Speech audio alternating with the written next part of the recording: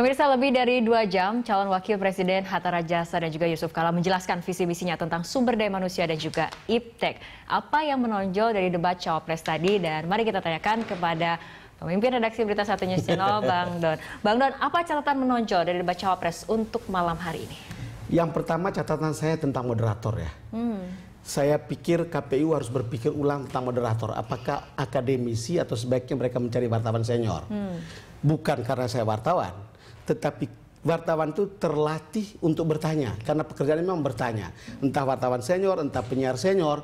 Daripada pertanyaan-pertanyaan yang seperti ini menurut saya terlalu kaku dan kita tidak bisa mendapatkan otentisitas jawabannya. Itu yang pertama. Yang kedua juga soal, pertama tadi saya agak respect pada moderator. Lalu kemudian ke belakangnya justru menjadi dia tidak bisa mengendalikan diskusi itu. Ada pertanyaan misalnya, apa yang salah dengan impor teknologi yang begitu banyak masuk sekarang ini? Dua-dua cawapres ini menjawab tidak ada jawaban tentang apa yang salah begitu. Tetapi dia biarkan saja mereka mereka berceramah menurut apa yang mereka pikirkan. Tidak ada jawaban terhadap pertanyaan itu. Ketiga soal kontennya. Saya mungkin karena hampir 30 tahun jadi wartawan, saya tahu ini tidak ada sesuatu yang baru sebetulnya. Polemik tentang pendidikan itu dari dulu sama sampai sekarang.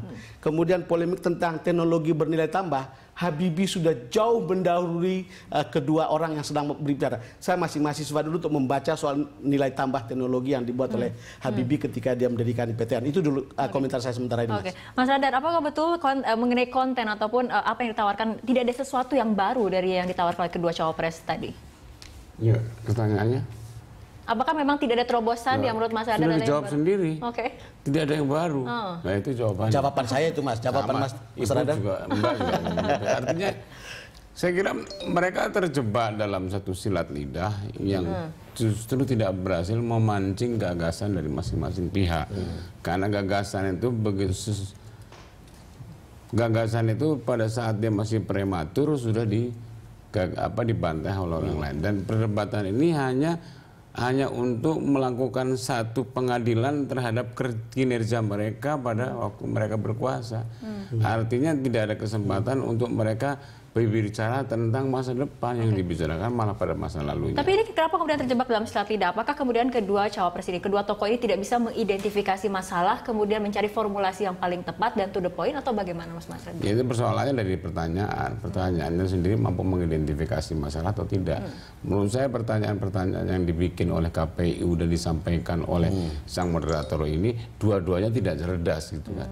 Bagaimana pertanyaan yang tidak cerdas bisa menghasilkan jawaban yang cerdas gitu. Artinya apa sih sebenarnya persoalan dari SDM yang sesungguhnya? Ya di mana sebenarnya? Kok di situ nggak ada misalnya apa metode pendidikan kita itu seperti apa? Apakah pendidikan kita ini salah? Persoalan pendidikan misalnya cuma soal guru, sertifikasi, honor dan yang lain-lain. Tapi apakah sistemnya, metodenya, aparatnya itu sudah benar? Apakah metode? Saya kira problemnya adalah di situ. Sistem pendidikan, modul dan metodenya keliru.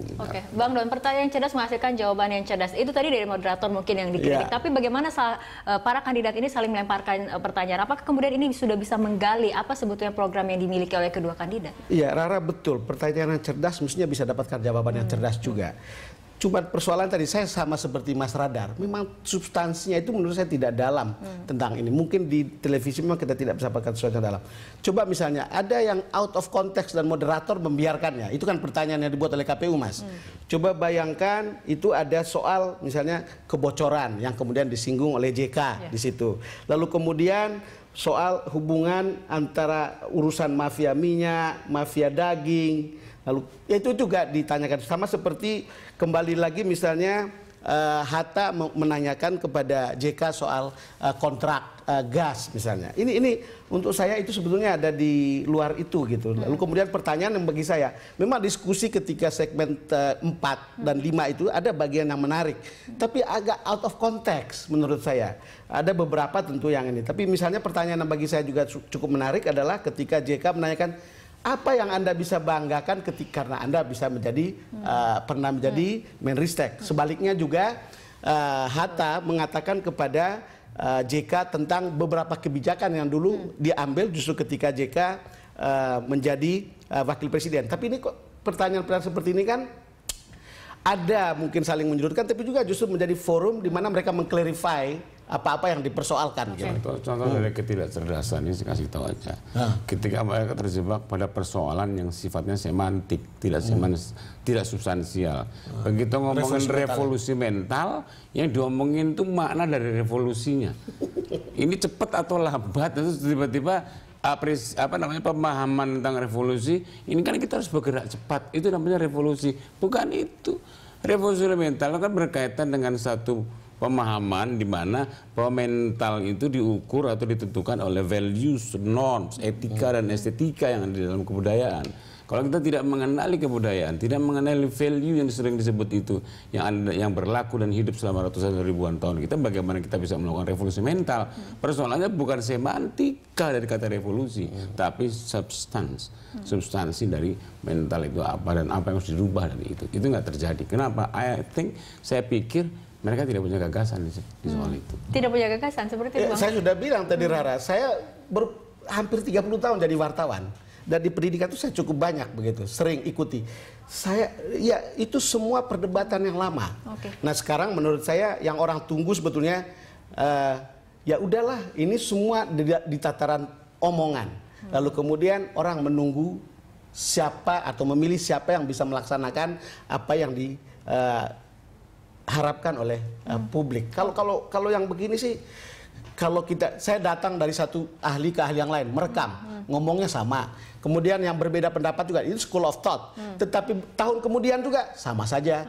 3 tahun kemudian sama juga omongannya, tidak ada yang berubah. Tapi ini ironis sekali ya, Mas Radar, ketika Indonesia memiliki potensi sumber daya alam yang sangat luar biasa besar, hampir 300 juta orang seperti itu. Tapi ternyata kalau dari debat ini nampaknya tidak ada sesuatu terobosan, gagasan baru yang kemudian bisa membangun SDM ini. Yang sebenarnya bisa memberikan mereka satu kredit ya, bahwa ada terobosan.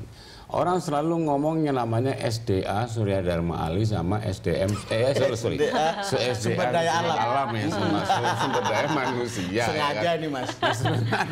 Ada sumber daya lain yang tidak pernah diperhitungkan dan barangkali justru mereka meminggirkan, menafikan, bahkan kadang-kadang menghina sumber daya ketiga itu yang saya sebut dengan sumber daya kultural. Nah, sumber daya kultural ini sebenarnya kalau menurut saya bukan berupa potensi. Dia sudah manifest, dia sudah ada, tetapi tidak kita manfaatkan, malah justru kita nafikan atau kita tinggalkan.